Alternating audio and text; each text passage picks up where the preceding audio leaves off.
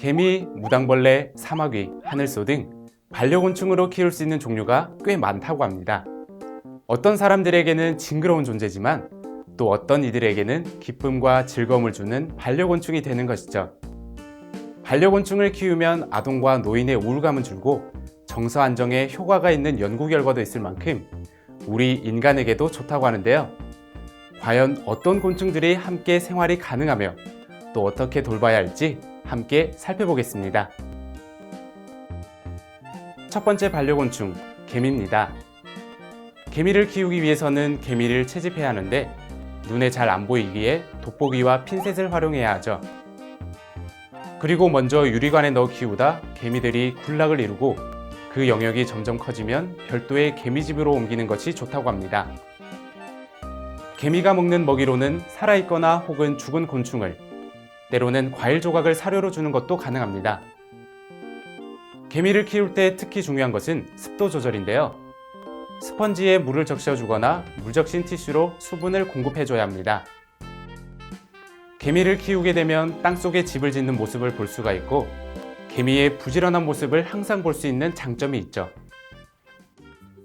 하지만 가끔 사육장을 빠져나와 사람들을 물 수도 있어 조심해야 하죠.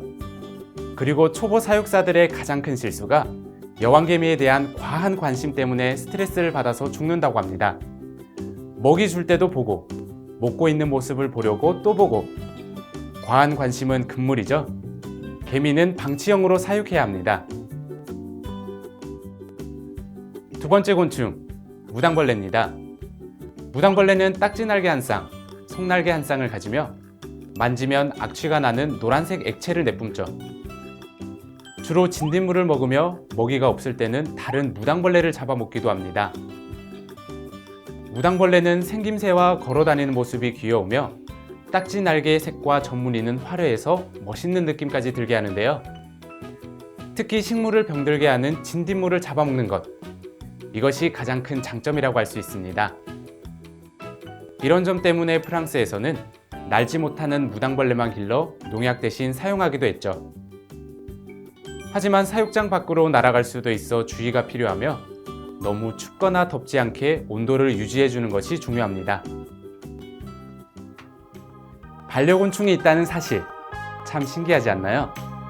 여기서 중요한 점은 반려곤충 역시 반려동물을 키울 때와 마찬가지로 정확한 정보와 책임감이 뒤따라야 한다는 점입니다. 살아있는 생물의 생명을 소중히 여기는 마음으로 대할 때 이 곤충들과도 오랫동안 함께 할 수 있기 때문이죠. 오늘은 개미와 무당벌레, 이 두 종만 소개를 해드렸는데요. 아쉬운 분들을 위해 다음 시간에는 반려곤충 2탄으로 또 다른 곤충들을 준비했으니 꼭 기대해 주세요.